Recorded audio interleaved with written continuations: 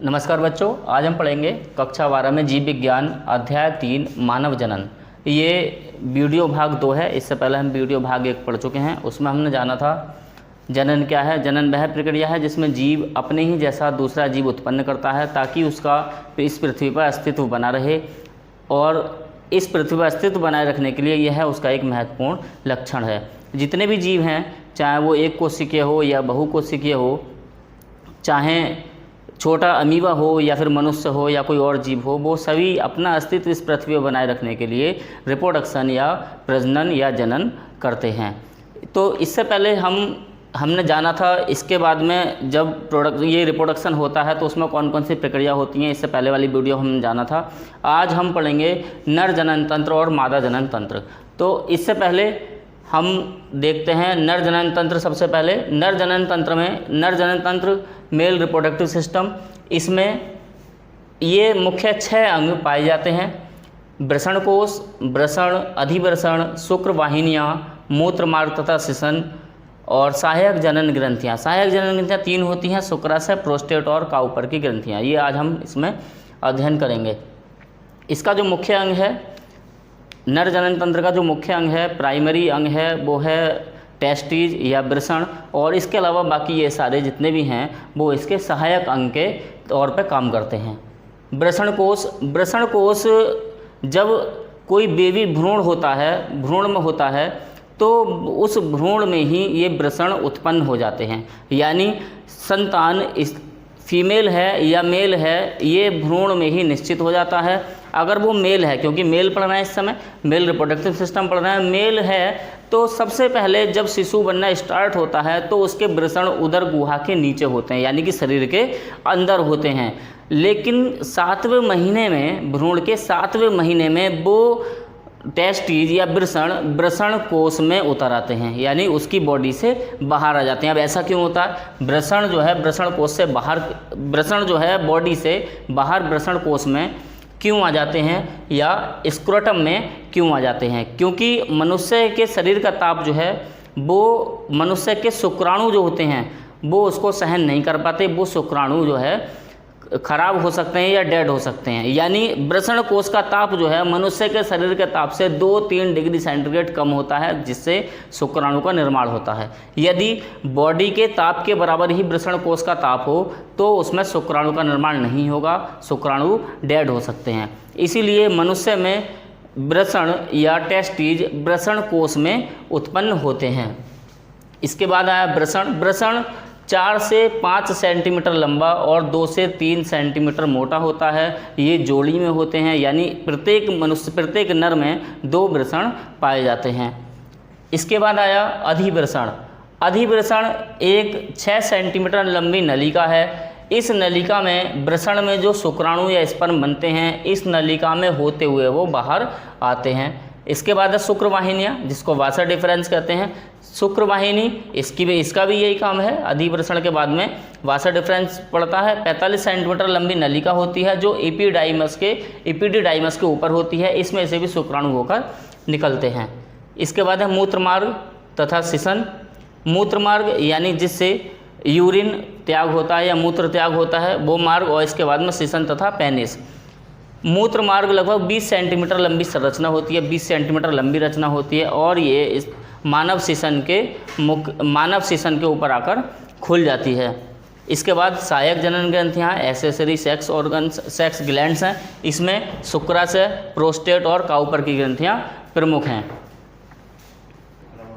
इसके अलावा इसमें एक इम्पोर्टेंट बात यह है कि वृषण के अंदर शुक्राणु बनते हैं। वृषण के अंदर शुक्रजनन नलिकाएं होती हैं जिससे शुक्राणुओं का निर्माण होता है, और इसी में शुक्राणुओं के निर्माण के साथ साथ इसी में लैडिंग सेल्स पाई जाती हैं, जो लैडिंग सेल्स नर हार्मोन का स्त्रावण करती हैं, एंड्रोजन्स हार्मोन का स्त्रावण करती हैं, और वो एंड्रोजन्स हार्मोन मनुष्य के या नर के द्वितीयक लैंगिक लक्षणों में सहायता करता है, जैसे कि दाढ़ी मूँछों का आना। कौन कौन से होते हैं द्वितीयक लैंगिक लक्षण? जैसे कि दाढ़ी मूँछों का आना,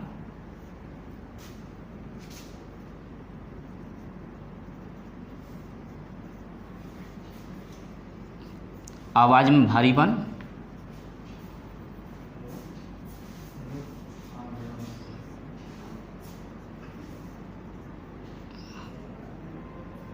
और लैंगिक अंगों का विकास। तो ये नर हार्मोन जो है जिसको एंड्रोजन हार्मोन कहते हैं, तो ये एंड्रोजन हार्मोन क्या करते हैं, दाढ़ी मूँछों का आना और आवाज़ भारी आना, इस तरीके से द्वितीयक लैंगिक लक्षणों का विकास करते हैं।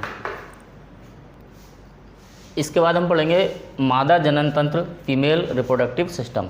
फीमेल रिप्रोडक्टिव सिस्टम के अंतर्गत अंडाशय, अंडवाहिनियाँ, गर्भाशय, योनि और स्तन, ये 5 भागों में इसको बांट सकते हैं। तो सबसे पहले देखेंगे अंडाशय। अंडाशय ओवरीज को कहते हैं, ये मादा गोनाड्स हैं, फीमेल गोनाड्स हैं। इसके अंदर अंडाशय के अंदर एग बनता है और उसी एग से स्पर्म आकर फ्यूज होते हैं, उसके बाद फर्टिलाइजेशन होता है। यानी अंडाशय किसका फॉर्मेशन करता है, अंडाशय या ओवरी एग का फॉर्मेशन करता है। उसके बाद आया अंडवाहिनियाँ, ओविडक्ट्स। ये 3 पार्ट में डिवाइड हो सकता है, कीपक, तुम्बिका और संयोजक। कीपक कीप के आकार का होता है, ये आप देख रहे हैं यहाँ पर कीप के आकार का, और कीप के आकार का होता है, और झालर टाइप की, ये आप देख रहे हैं इस तरीके से, ये झालर टाइप की होती है। जबकि तुम्बिका निषेचन क्रिया करता है, मतलब निषेचन क्रिया जहाँ भी होगी वो कहाँ पर होगी, तुम्बिका में होती है। कहाँ पर, अंडवाहिनी या ओविडक्ट्स में तुम्बिका के अंदर निषेचन क्रिया होती है। और उसके बाद है संयोजक। संयोजक में क्या है, संयोजक में ये अंडाणुओं को प्राप्त करता है और अंडाणुओं को प्राप्त करने के बाद निषेचन क्रिया को शुरू करता है। निषेचन क्रिया क्या करेगा, शुरू करेगा। कहाँ पर होगी निषेचन क्रिया शुरू, संयोजक। जबकि निषेचन क्रिया जो होगी पूरी वो कहाँ जाकर होगी, तुम्बिका में जाकर होती है। इसके बाद है गर्भाशय। गर्भाशय यूट्रस, यूट्रस सिंप्लेक्स प्रकार का होता है, यानी जो यूट्रस होता है मादा का वो सिंप्लेक्स प्रकार का होता है, और इसी गर्भाशय में भ्रूण का निर्माण होता है। इसके बाद योनि या वेजाइना, ये 7.5 से 10 सेंटीमीटर लंबी नलिका होती है। इसके बाद स्तन या ब्रेस्ट। ब्रेस्ट क्या है, ब्रेस्ट सारी जितनी भी मादा स्तनी होती हैं उनका एक विशेष लक्षण है, क्योंकि स्तनधारी जीव जो कहा जाता है मनुष्य को, या और भी जितने कॉर्डेटा संघ में है स्तनधारी जीव जितनों को कहा जाता है, वो इसी लक्षण के कारण कहा जाता है। और इसी में दुग्ध ग्रंथियां उत्पन्न होती हैं, वही दुग्ध ग्रंथियां क्या करती हैं, दुग्ध का स्त्रावण करती हैं। तो ये एक इम्पोर्टेंट लक्षण है किसका, स्तनधारी का या मैमल्स का। इसके बाद थोड़ा चित्र समझ लेंगे। ये सबसे ऊपर का भाग जो है ये यूट्राइन फंडस है, इसको कहेंगे, जो अभी समझा था। उसके बाद ये, इसके बाद में बीच में जो कैविटी है, गुहा है, इसको यूट्राइन कैविटी कहते हैं। और ये आगे जाकर ये लेयर है, ये पेरीमेट्रियम इसको कहेंगे। और ये ऊपर वाली लेयर, ये वाला भाग इसका, ये क्या है, ये इस्थमस है। और ये यहाँ पर एम्पुला है, जहाँ पर एग आता है, जहाँ पर एग आता है वो क्या है, एम्पुला। उसके बाद ये जो है स्ट्रक्चर, इसको इनफंडिबुलम बोलेंगे। और ये यहाँ पर ओवरी, जहाँ पर एग बनता है। इस प्रकार से ये पूरा फीमेल रिप्रोडक्टिव सिस्टम है। Structure of female reproductive system. इस प्रकार से ये दोनों पूरे होते हैं, नर जनन तंत्र और मादा जनन तंत्र। तो इस तरह से पूरे होते हैं। बाद हम पढ़ेंगे युग्मक जनन।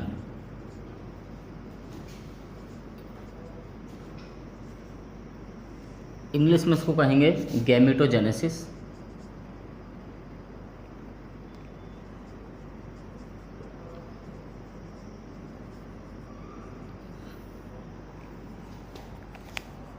मनुष्य में गैमीट या युग्मक बनने की जो प्रक्रिया होती है उसको कहते हैं युग्मक जनन या गैमेटोजेनेसिस। यानी गैमीट बनने की प्रक्रिया, 2 तरह के गैमीट बनते हैं। नर में नर युग्मक या मेल गैमीट बनेंगे, और मादा में मादा युग्मक या फीमेल गैमीट बनते हैं। यानी नर युग्मक जो होगा वो शुक्राणु उसको कहते हैं, और मादा युग्मक फीमेल गैमीट कहते हैं ओवा को या अंडे को।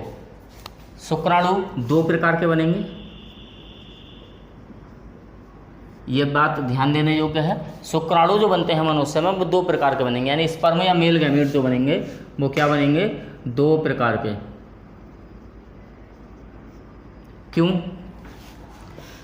क्योंकि देखो समझते हैं इसको, जो मनुष्य में गुणसूत्र पाए जाते हैं वो पाए जाते हैं 46 गुणसूत्र, यानी 23 जोड़े। 23 जोड़े गुणसूत्र जो है वो मनुष्य में पाए जाते हैं, चाहे वो मेल हो या वो फीमेल हो। तो ये इस तरीके से होते हैं, ये जोड़ों में होते हैं, 1 जोड़ा एक्स और एक्स, उसके बाद दूसरा जोड़ा, फिर तीसरा जोड़ा, इस तरह से चलते रहते हैं। और ये 22 जोड़े कैसे होते हैं, ये 22 जोड़े एक जैसे एक्स और एक्स होते हैं और 23वां जोड़ा बदला हुआ होता है। यानी 22 जोड़े जो हैं ये होते हैं ऑटोसोम या कायिक गुणसूत्र।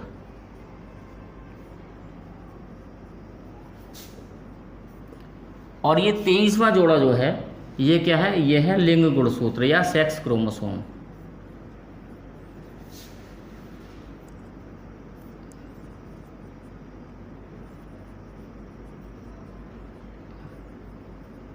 लिंग गुणसूत्र या सेक्स क्रोमोसोम। ये वाले जो गुणसूत्र हैं 22 जोड़ी गुणसूत्र, ये हमारे शरीर की सभी कोशिकाओं में पाए जाते हैं।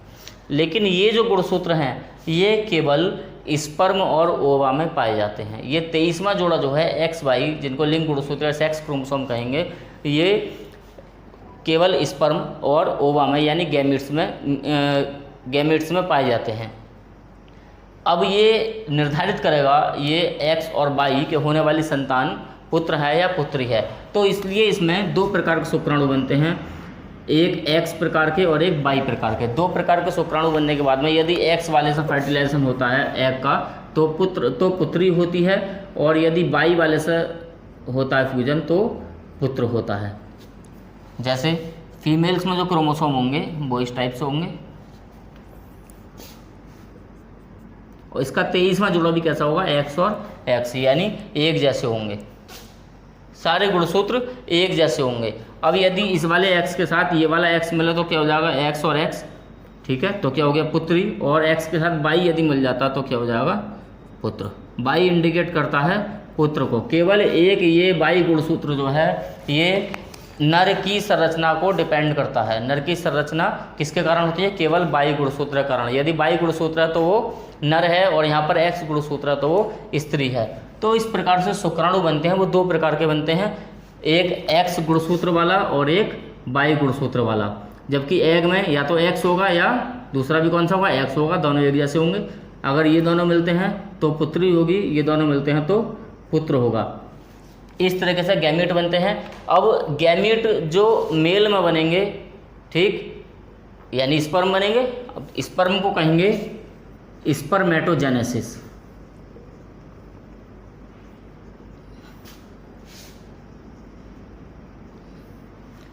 स्पर्म बनने की क्रिया क्या कहेंगे, स्पर्म बनने की क्रिया को कहेंगे स्पर्मेटोजेनेसिस।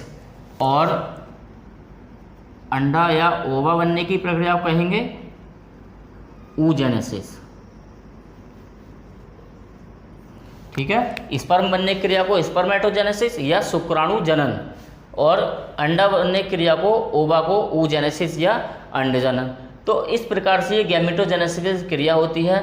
इनकी जो प्रक्रिया होगी स्पर्मेटोजेनेसिस और oogenesis, ये हम नेक्स्ट वीडियो में पढ़ेंगे। और आज का जो कार्य है ये आपको PDF के माध्यम से भेज दिया जाएगा। जो डायग्राम आपको बनवाए गए हैं फीमेल रिप्रोडक्शन के, जो डायग्राम आपको बनवाए गए हैं फीमेल रिप्रोडक्शन सिस्टम के, वो आप बना लेना।